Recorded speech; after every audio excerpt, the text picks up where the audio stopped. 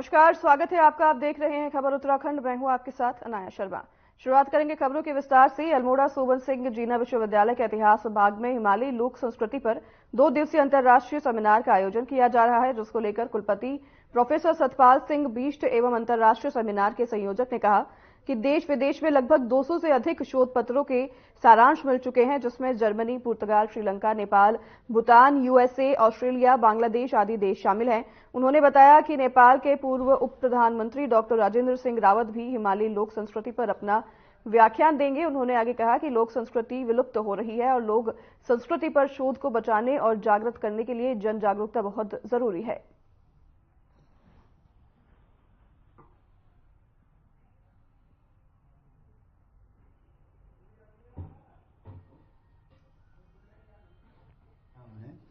यहाँ की कला है, स्थापत्य है, गीत है, संगीत है, ये बहुत सारे आयाम हैं, उन पर चर्चाएं होने की संभावनाएं पूरी हैं।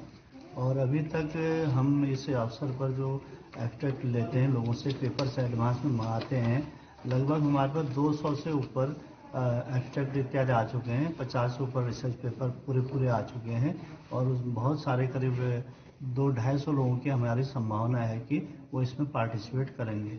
और कुछ छटे हुए जो शोधार्थी हैं इस विषय से संबंधित, जिनका बड़ा शोध है, उनमें एक श्रीलंका से 2-3 लोग हैं और यूएसए से 2-3 लोग हैं, कनाडा से 2 लोग हैं और आपका ऑस्ट्रिया से 1 लोग हैं, पुर्तगाल से 1 लोग हैं, नेपाल से करीब 1 दर्जन से अधिक की टीम है जिनके यहाँ पेपर्स आ चुके हैं, एब्स्ट्रैक्ट आ चुके हैं। उन लोगों की पूरी संभावना यहाँ रहेंगे भी। और दूसरा, ये जो सेमिनार है ये हाइब्रिड मोड में है। यहाँ तो स्थानीय दृष्टि जो आप देखेंगे सेमिनार में, सब लोग पार्टिसिपेट करेंगे।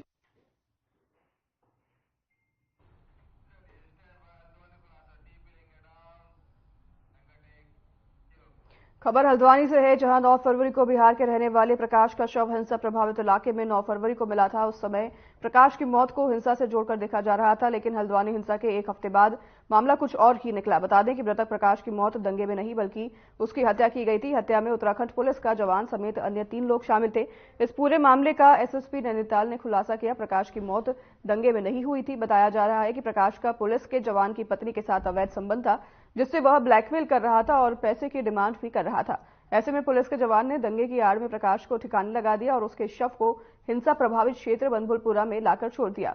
पुलिस के जवान ने बड़ी ही चालाकी से हिंसा वाले दिन प्रकाश की हत्या की और उसके शव को हिंसा वाली जगह पर फेंक दिया ताकि किसी को शक न हो। फिलहाल पुलिस ने सभी को गिरफ्तार कर न्यायालय के समक्ष पेश कर दिया है और उन्हें जेल भेज दिया गया है।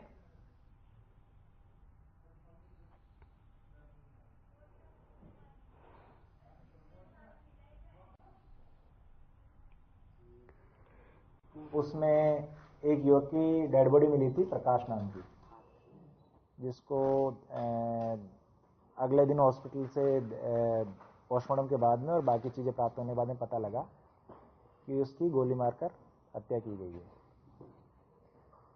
इस मामले में हमारे द्वारा जब युवक की शिनाख्त हो गई और शिनाख्त होने के बाद में जब उसका एनालिसिस किया गया तो पता लगा कि ये युवक जो है ये बिहार का रहने वाला है और ये हल्द्वानी में उस दिन किसी से मिलने आया था। बाकी ज़्यादा सर्विलांस करने पर यह पता लगा कि ये सितारगंज में किसी व्यक्ति के संपर्क में था और उस व्यक्ति ने इसको हल्द्वानी बुलाया। हल्द्वानी बुलाने के बाद में वहाँ पर इसके साथ में 2 व्यक्ति और थे और इन लोगों के बीच में किसी चीज़ को लेके झगड़ा हुआ। 3 एफआईआर हुई है, उनमें से 2 एफआईआर में, एक एफआईआर जिसमें हमारी सरकारी गाड़ी जलाई गई और दूसरी एफआईआर जिसमें नगर निगम के द्वारा दी गई थी। खबर देहरादून से है, जहां आगामी लोकसभा चुनाव को लेकर उत्तराखंड से बीजेपी 5 लोकसभा सीटों पर 5-5 लाख वोट के अंतर से जीतने के लिए कड़ी तैयारियों में जुटी हुई है। वहीं कुमाऊं क्षेत्र के अल्मोड़ा लोकसभा में भी बीजेपी लगातार प्रचंड जीत के लिए कार्यरत है। इस बात को लेकर अल्मोड़ा सांसद अजय टमटा ने कहा कि लोकसभा चुनाव के लिए अल्मोड़ा सीट में शक्ति केंद्र पर काम हो रहे हैं और आजादी के बाद पहली बार कोई प्रधानमंत्री अल्मोड़ा के बॉर्डर पर यानी कुंजी, कुट्टी, जोलिंगपोरा और पार्वती कुंड आए और केंद्रीय परिवहन मंत्री नितिन गडकरी की तरफ से अल्मोड़ा को रोड कनेक्टिविटी का अवसर भी प्राप्त हुआ है, जो सिर्फ बीजेपी सरकार में हो सकता है।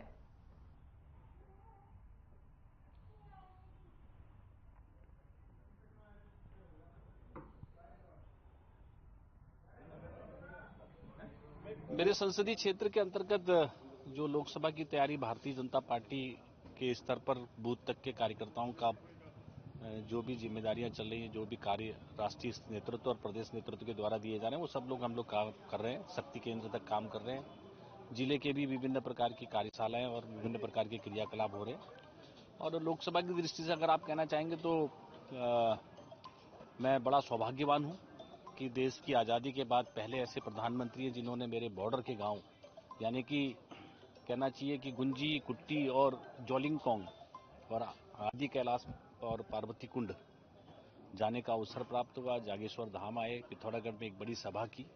अभी थोड़े टाइम पहले ही नितिन गडकरी जी का भी कार्यक्रम 3-4 दिन पहले मेरे लोकसभा में रहा, जिससे मुझे 2200 करोड़ रुपए के डबल लेन लगभग सारी की सारी रोडें मेरी, चाहे वो गढ़वाल की कनेक्टिविटी है, चाहे वो नैनीताल लोकसभा की कनेक्टिविटी है और इंटरनल जितनी कनेक्टिविटी लगभग है, सभी रोडों को एनएच भी हमारी बहुत सारी डेवलपमेंट के विकास के लिए दी है। जो एनएच नहीं भी है उसको भी डबल लेन करने का काम किया है।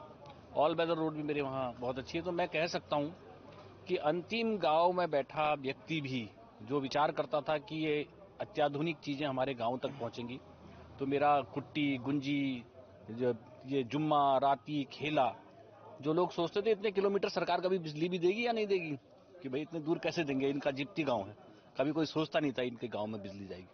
तो बिजली गई, पानी गया, घर गया और आज अच्छी रोडें गई हैं और पर्यटन वहां जा रहे हैं, लोगों को होम स्टे मिल रहे हैं, रोजगार मिल रहे हैं। सीमांत क्षेत्र का व्यक्ति आज अंतिम गांव का न होकर के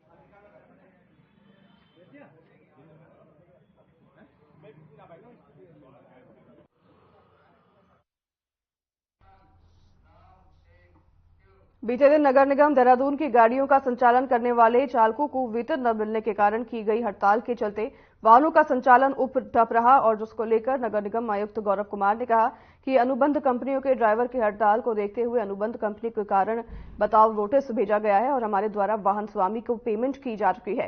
क्योंकि ये मामला वाहन चालकों और वाहन मालिकों के बीच का है, इसलिए उन्हें ये मामला सुलझाने को कहा गया है। जरूरत पड़ने पर उन पर अनुबंध निरस्त करने की कार्रवाई भी की जाएगी।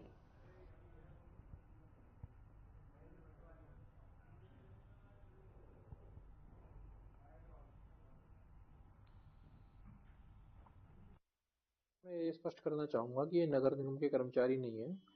हमारा एक वाहन कंपनी के साथ अनुबंध है जो हमको वाहन उपलब्ध कराती है, ये उनके कर्मचारी हैं। हमारे द्वारा वाहन स्वामी को पेमेंट की जा चुकी है। यह जो भी विवाद है वाहन कंपनी स्वामी और वाहन के ड्राइवर्स के बीच अपने पेमेंट्स को लेकर है। इसमें नगर निगम का कोई लेना देना नहीं है और हम इसके लिए जो हमारा कॉन्ट्रैक्ट जिनके साथ हुआ, जिन वाहन कंपनी के साथ हुआ है, हम उनको कारण बताओ नोटिस भी जारी कर रहे हैं और आवश्यकता पड़ेगी तो उनके कॉन्ट्रैक्ट को टर्मिनेट भी करेंगे। इसको बर्दाश्त नहीं करेंगे।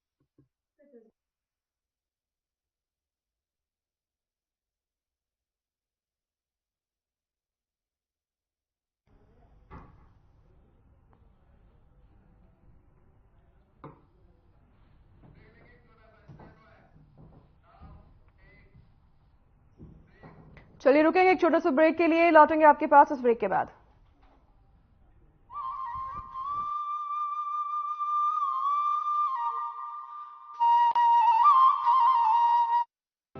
यूनिफॉर्म सिविल कोड यानी समान नागरिक संहिता विधेयक को राज्य विधानसभा में पारित कर पुष्कर सिंह धामी सरकार ने देवभूमि उत्तराखंड में इतिहास रच दिया। समान नागरिक संहिता उत्तराखंड 2024 विधेयक को पारित करने की मैं अनुज्ञा चाहता हूँ। विधेयक के पारित होते ही उत्तराखंड बन गया है स्वतंत्र भारत का पहला ऐसा राज्य जिसने संविधान निर्माताओं के समान नागरिक संहिता के लिए देखे गए स्वप्न को धरातल पर उतारने की दिशा में मजबूती से कदम बढ़ाए।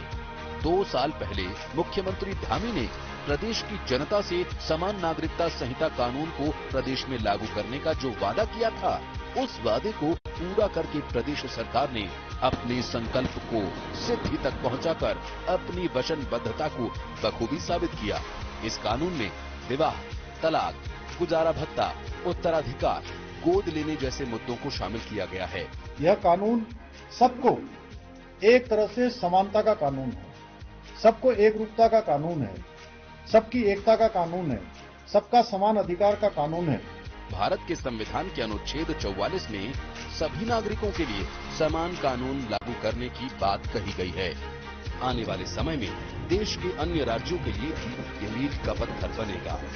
लिया था जो दृढ़ संकल्प, उसे पूरा किया। उत्तराखंड में यूसीसी विधेयक पारित किया। सैनिकों के कल्याण के लिए हर वक्त तत्पर है उत्तराखंड सरकार। पूर्व सैनिकों को राज्य सरकार की सेवाओं में दिया गया है क्षैतिज आरक्षण। शहीद सैनिकों के परिजनों को सरकारी सेवाओं में सेवायोजन में वरीयता देने का किया गया है प्रावधान। शहीदों की पत्नियों और उनके आश्रितों के पुनर्वास के लिए दिया जा रहा है कौशल वृद्धि एवं रोजगार परक निःशुल्क प्रशिक्षण। युद्ध में घायल सैनिकों और परिजनों को एक मुश्त दी जा रही है 2 लाख रुपए की सहायता। विभिन्न युद्धों और आंतरिक सुरक्षा व सीमांत झड़पों में शहीद सैनिकों के आश्रितों को उत्तराखंड शहीद कोष से दी जा रही है एक मुश्त 10 लाख रुपए की धनराशि। उत्तराखंड बन गया है वीर सैनिकों को सबसे अधिक अनुदान देने वाला राज्य। उत्तराखंड के वीरों का देश के लिए शहादत में बड़ा योगदान रहा है। ये वीरों की भूमि है। हम शहीदों के परिजनों के लिए हर सुविधा देने के लिए कटिबद्ध हैं, संकल्पबद्ध हैं। सरकार से मिले सम्मान और सुविधाओं से लेकर सैनिक हैं बेहद खुश।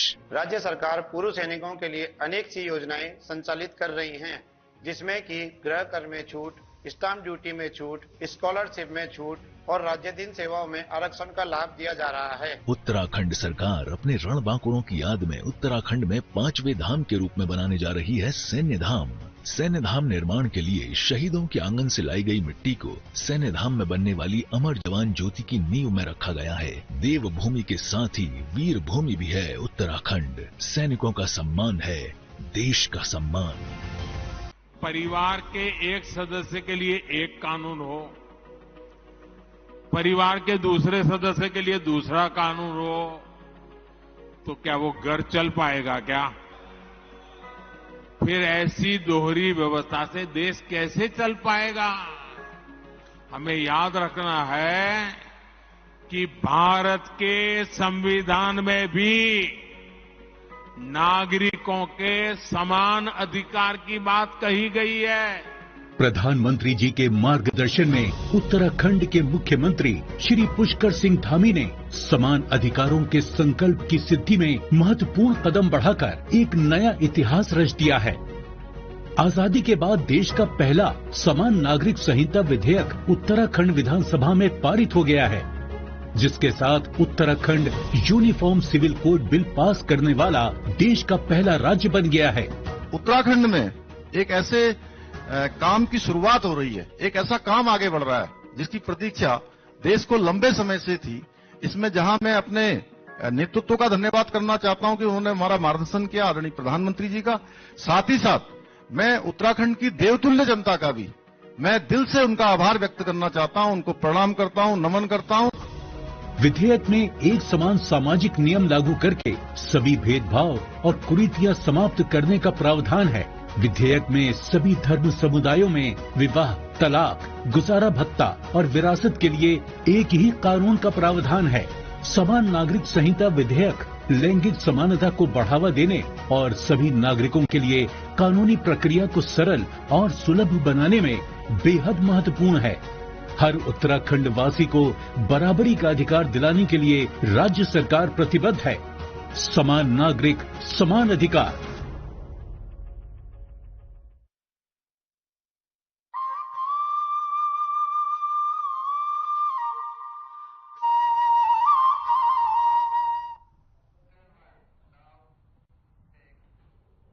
नमस्कार, स्वागत है आपका एक बार फिर। ब्रेक के बाद रुख करेंगे खबरों की ओर। खबर देहरादून से है, जहां बीजेपी के प्रदेश अध्यक्ष महेंद्र भट्ट को राज्यसभा का टिकट मिलने पर वर्तमान राज्यसभा सांसद और बीजेपी के राष्ट्रीय मीडिया प्रभारी अनिल बलूनी ने उन्हें शुभकामनाएं दी। इसी बीच अनिल बलूनी ने कहा कि महेंद्र भट्ट और उनका बहुत पुराना संबंध है और उनकी कार्य कुशलता को बहुत ही नजदीक से उन्होंने देखा है। साथ ही उन्होंने कहा कि महेंद्र भट्ट के अंदर संगठन के साथ साथ प्रशासनिक क्षमता भी है और निश्चित ही उनका राज्यसभा का कार्यकाल अद्भुत और ऐतिहासिक होगा। देखिए, महेंद्र भट्ट जी ने आज राज्यसभा के चुनाव के लिए नामांकन किया है। महेंद्र भट्ट जी को बहुत बहुत शुभकामनाएं। महेंद्र भट्ट जी और हमारा बहुत ही पुराना संबंध है। महेंद्र भट्ट जी युवा मोर्चा के अध्यक्ष थे, मैं उनका महामंत्री था। मैंने महेंद्र जी के कामकाज को बहुत नजदीक से देखा है, उनकी कार्यकुशलता को बहुत नजदीक से देखा है। उनके अंदर बहुत ही संगठन की क्षमता के साथ साथ प्रशासनिक क्षमता भी है और निश्चित तौर पे महेंद्र भट्ट जी का जो कार्यकाल है वो अद्भुत होगा और ऐतिहासिक होगा। सर अपना खुद का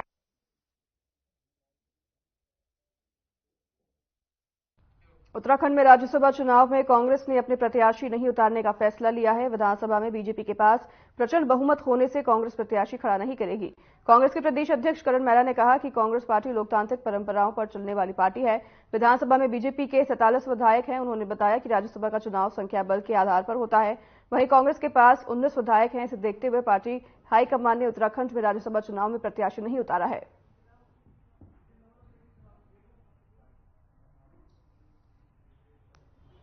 मेरी अभी दिल्ली बात होनी है, लेकिन हकीकत यही है कि राज्यसभा में प्रत्याशी तब उतारा जाता है जब आपके पास मैंडेट होता है। हमारे पास केवल 19 विधायक हैं और जनता ने बीजेपी को ओवर मैंडेट दिया हुआ है। 47 एमएलए चुन के दिए हैं, तो इसलिए ये बेईमानी होगा खानापूर्ति करने के लिए चुनाव। और वो समय वही होता है और सरकार ने पिछली बार बहाना किया, अगर फरवरी और मार्च में भी हम नहीं कर सकते तो हमने। खबर उधम सिंह नगर से है, जहां उत्तराखंड प्रदेश गिरते जल स्तर को लेकर सरकार उच्च न्यायालय के आदेश अनुसार प्रत्येक गांव-गांव, शहर-शहर में बने तालाबों के जीर्णोद्धार और तालाब की भूमि पर अतिक्रमणकारियों को तरफ से किए गए अतिक्रमण पर जेसीबी चलाकर कई तालाबों को अतिक्रमण मुक्त कराया गया था। लेकिन जसपुर विधानसभा क्षेत्र के गांव में तालाब की भूमि पर दबंगों ने अवैध कब्जा कर लिया था, जिसको लेकर गांव के लोगों ने सरकार और हाईकोर्ट के आदेशों के उल्लंघन किए जाने के मामले को लेकर दबंगों के खिलाफ मुख्यमंत्री पोर्टल पर शिकायत दर्ज कराई थी। इस मामले को लेकर गांव के रहने वाले प्रताप सिंह ने कई बार उप जिलाधिकारी को शिकायत की, जिस पर कोई संतोषजनक कार्रवाई नहीं हुई, जिसके बाद शिकायतकर्ता ने मुख्यमंत्री पर विश्वास जताते हुए तालाब की अतिक्रमण मुक्त कराए जाने की मांग की है।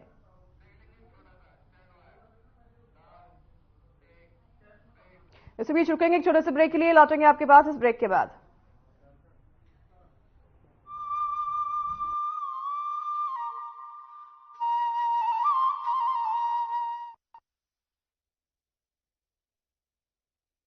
एक सदस्य के लिए एक कानून हो, परिवार के दूसरे सदस्य के लिए दूसरा कानून हो, तो क्या वो घर चल पाएगा क्या? फिर ऐसी दोहरी व्यवस्था से देश कैसे चल पाएगा? हमें याद रखना है कि भारत के संविधान में भी नागरिकों के समान अधिकार की बात कही गई है। प्रधानमंत्री जी के मार्गदर्शन में उत्तराखंड के मुख्यमंत्री श्री पुष्कर सिंह धामी ने समान अधिकारों के संकल्प की सिद्धि में महत्वपूर्ण कदम बढ़ाकर एक नया इतिहास रच दिया है। आजादी के बाद देश का पहला समान नागरिक संहिता विधेयक उत्तराखंड विधानसभा में पारित हो गया है, जिसके साथ Uttarakhand uniform civil code bill pass करने वाला देश का पहला राज्य बन गया है। उत्तराखंड में एक ऐसे काम की शुरुआत हो रही है, एक ऐसा काम आगे बढ़ रहा है जिसकी प्रतीक्षा देश को लंबे समय से थी। इसमें जहां मैं अपने नेतृत्व का धन्यवाद करना चाहता हूं कि उन्होंने हमारा मार्गदर्शन किया, आदरणीय प्रधानमंत्री जी का, साथ ही साथ मैं उत्तराखंड की देवतुल्य जनता का भी मैं दिल से उनका आभार व्यक्त करना चाहता हूं, उनको प्रणाम करता हूं, नमन करता हूं। विधेयक में एक समान सामाजिक नियम लागू करके सभी भेदभाव और कुरीतियां समाप्त करने का प्रावधान है। विधेयक में सभी धर्म समुदायों में विवाह, तलाक, गुजारा भत्ता और विरासत के लिए एक ही कानून का प्रावधान है। समान नागरिक संहिता विधेयक लैंगिक समानता को बढ़ावा देने और सभी नागरिकों के लिए कानूनी प्रक्रिया को सरल और सुलभ बनाने में बेहद महत्वपूर्ण है। हर उत्तराखंड वासी को बराबरी का अधिकार दिलाने के लिए राज्य सरकार प्रतिबद्ध है। समान नागरिक, समान अधिकार।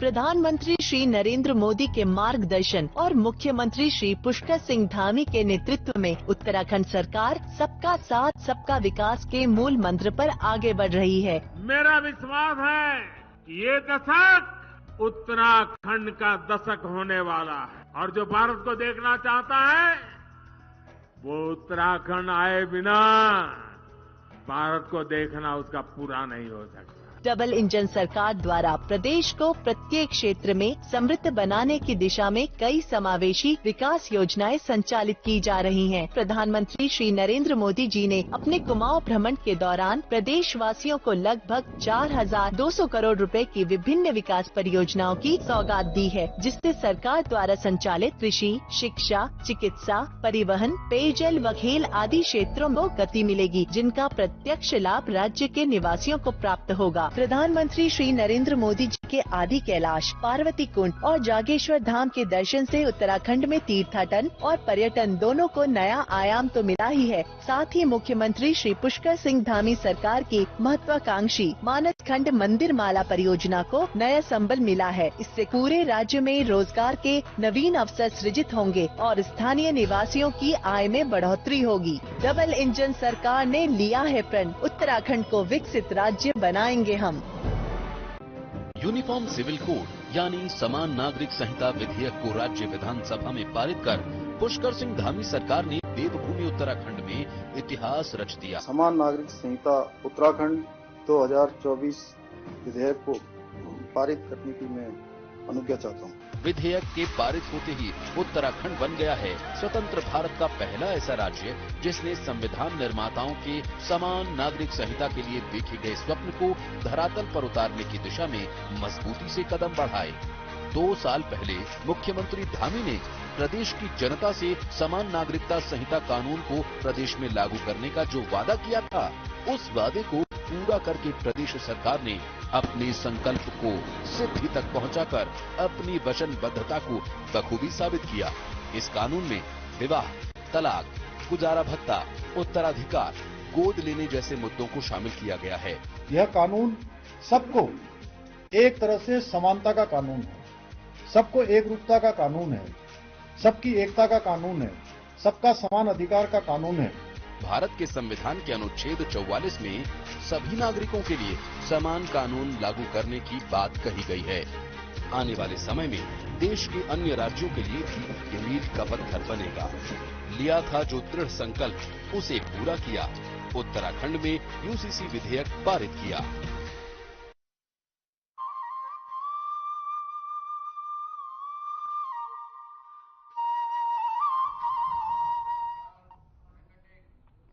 एक बार फिर स्वागत है आपका। ब्रेक के बाद रुख करेंगे खबरों की ओर। उधम सिंह नगर में नशे की रोकथाम के लिए उच्च अधिकारियों के आदेशों के बाद पुलिस हर संभव प्रयास कर रही है और लगातार नशा कारोबियों के खिलाफ कार्रवाई की जा रही है। इसके साथ ही नशा तस्करों के खिलाफ भी कार्रवाई की जा रही है। इसी क्रम में उधम सिंह नगर के जसपुर कोतवाल क्षेत्र अंतर्गत मुस्लिम फंड के पास लगभग 23 ग्राम स्मैक के साथ 2 तस्करों को गिरफ्तार किया गया है।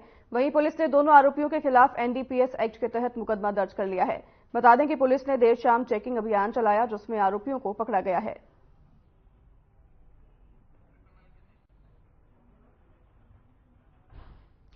नशे के ऊपर लगातार कार्रवाई करते हुए पुलिस को बड़ी कामयाबी हाथ लगी है, जहां पर तस्करों को गिरफ्तार करते हुए 23 ग्राम स्मैक पुलिस ने बरामद किए हैं और इस कार्रवाई के तहत 2 तस्कर को पुलिस ने गिरफ्तार किया है।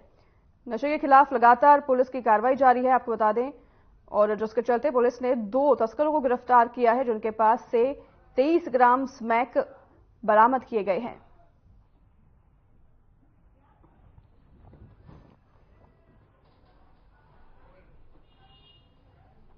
हमारे जनपद के श्रीमान वरिष्ठ पुलिस अधीक्षक महोदय द्वारा जनपद में नशे के विरुद्ध चलाए जा रहे अभियान के तहत नशे के कारोबार करने वालों के विरुद्ध एक अभियान चलाया जा रहा है, जिसमें अभियान के तहत कल शाम को 2 व्यक्तियों को स्मैक के साथ गिरफ्तार किया गया। एक का नाम है इसमें तालिब और दूसरे का नाम है सुनील। ये नत्था सिंह मोहल्ला जसपुर के रहने वाले हैं। हाँ, इनका पुराना भी आपराधिक इतिहास है और इनको आज माननीय न्यायालय में पेश किया जा रहा है।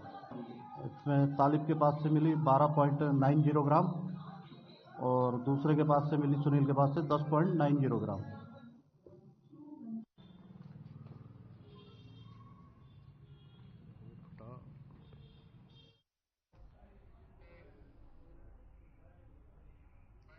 तो फिलहाल इस बुलेटिन में हमारे साथ बस इतना ही। नमस्कार।